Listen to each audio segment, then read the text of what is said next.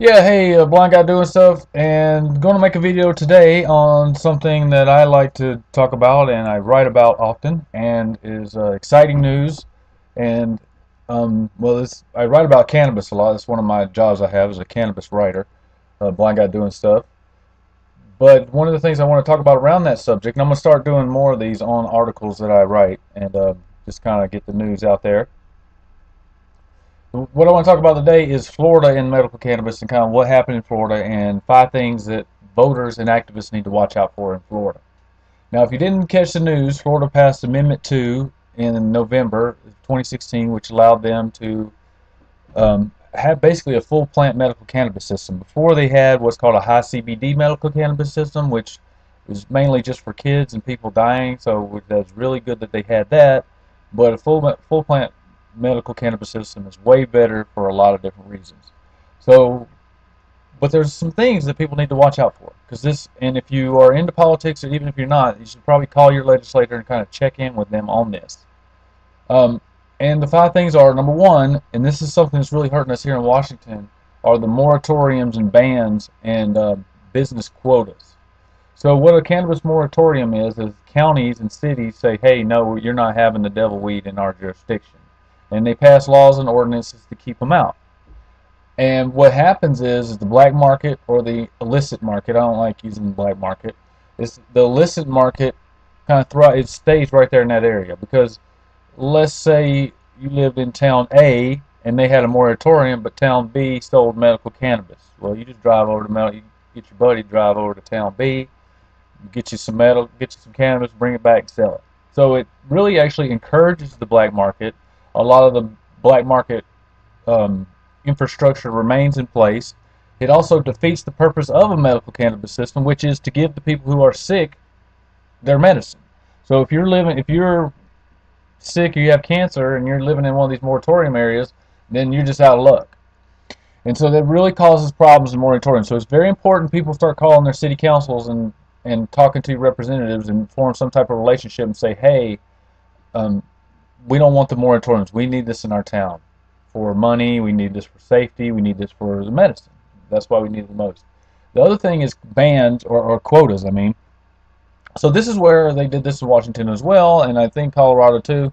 They put a certain number of licenses. They say, okay, we can only have 1,000 grow licenses and 2,000 processors and 150 retail. So they put these quotas, artificial quotas on it, and that really hurts entrepreneurs. It hurts patients because you have less people out there growing and producing and processing. So the whole system doesn't work as well when you have these quotas, and that's something we're struggling to work on here in Washington right now. So that's one of the big things, and I would think that that's almost the biggest one. I have these sort of not in order, but that's a big one. The next one is possession limits. The Department of Health is going to be crafting regulations for medical cannabis, and they're going to be saying how much you can possess. Now, just a regular person, let's say you're using medical cannabis for a certain pain or something. I mean, just my experience, you're not going to need a lot. I don't want to give any particular amounts, but because it all depends on who you are and your weight and a whole bunch of other factors. But what if you have cancer and you're trying to fight back your cancer using cannabis? Um, you need a lot of cannabis. I met a person one time who had a brain tumor using cannabis who used an ounce per day. That's a lot of cannabis, okay? And that would be pretty much a full gram of full plant extract or maybe more. And so what you want to do, you want to call your legislators and mainly the legislators. They're the guys who are putting these regulations together, and you want higher possession limits rather than lower. Now here in Washington, which is a very lax state on medical marijuana, sort of, we have 3 ounces that we can possess. Now go to California, far more, far more. Colorado, I think it's like a half a pound. I think it's 8 ounces. Oregon, far more. So I expect Florida, as being a conservative state, to be going down on the low end. So you want to try to make sure that you get a possession limit that you won't get arrested if you have, three at the most. at the least. So you want to call on about the possession limits. The next thing is the ID cards and registry. So Florida will have a patient registry, and what this is a registry of people who are on medical cannabis.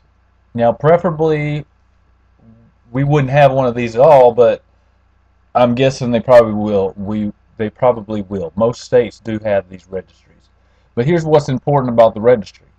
You need to make sure, tell your legislators to work really hard about the hacking and about the interference in the system of the medical cannabis registry, because this has a lot of personal information in there. People can hack it and go in and say, hey, John Doe over here at this address uses medical cannabis.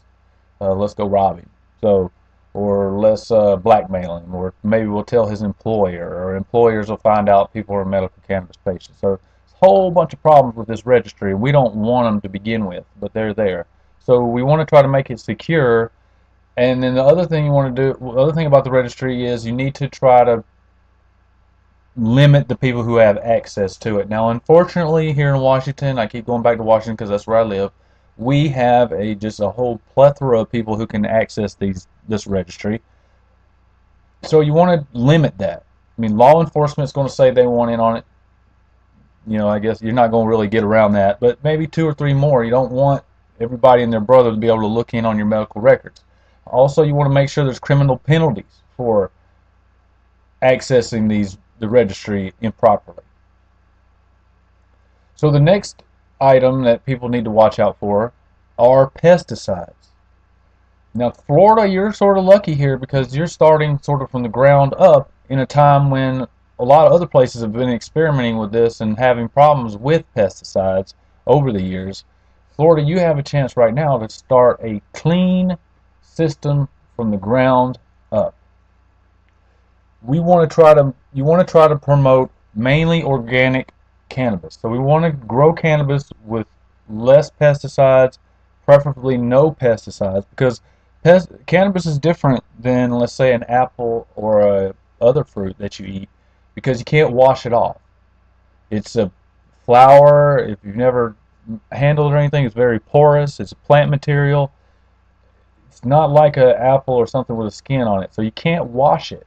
So putting pesticides on it can be very damaging, and believe it or not, there have been some scares about pesticides around. Colorado had a scare, but Colorado had a recall system.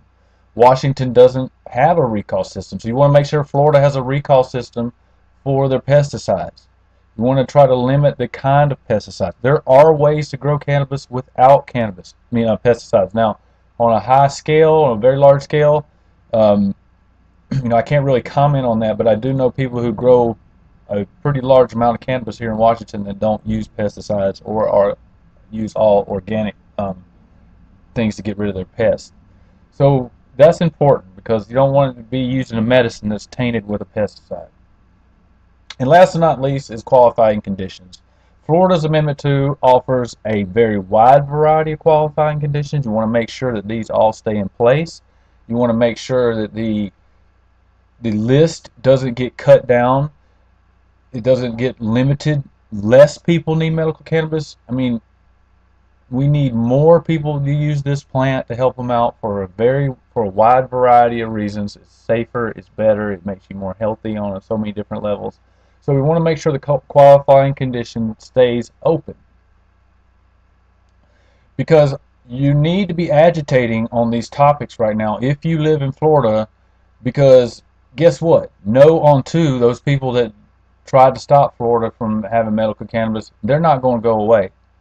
And the thing is, and I just one little thing here for all my people down there in Florida watching this, I know it's unnerving to talk to legislative officials about marijuana or cannabis. It's something I wasn't used to, and I'm still working on and trying to get used to talking to people out in public about cannabis, because as we know, many times you can get arrested for just having the plant matter. So it's a little unnerving, but medical cannabis is legal, and if you qualify, you should get it, or my advice would be to get it.